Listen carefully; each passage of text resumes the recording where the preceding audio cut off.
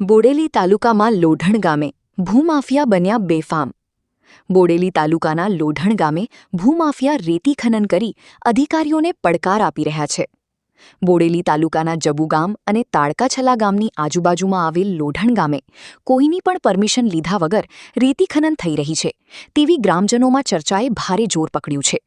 જે તમે સ્ક્રીન પર દ્રશ્યો જોઈ રહ્યા છો તે દ્રશ્યો બોડેલીના લોઢણ ગામના છે।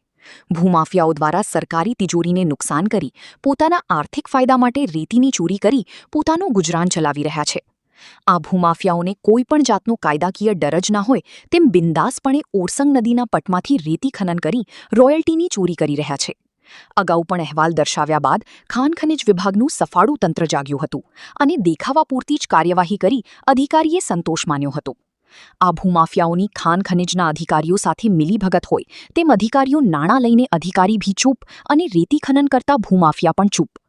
આ ભૂમાફિયા કાયદાને પણ ઘોડીને પી ગયા હોય તેવા દ્રશ્યો પ્રકાશમાં આવ્યા છે। હવે જોવું એ રહ્યું કે છોટાઉદેપુર ખાણ ખનિજ વિભાગ આ ચોરો પર કાયદેસરની કાર્યવાહી કરી હિટાચી મશીન અને ડમ્ફર સીઝ કરી દંડકનીય કાર્યવાહી કરે તેવી ગ્રામજનોમાં માંગ ઉઠી છે।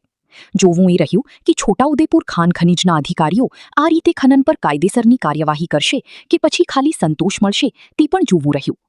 આશા ન્યૂઝ ગુજરાતી રિપોર્ટ ઝહીર સૈયદ બોડેલી। સમાચારોના સતત અપડેટ મેળવવા માટે આશા ન્યૂઝ ગુજરાતીને YouTube પર સબસ્ક્રાઇબ કરો, બેલ આઇકન દબાવો અને અમારી સાથે જોડેલા રહો ફેસબુક, ઇન્સ્ટાગ્રામ અને ટ્વિટર પર।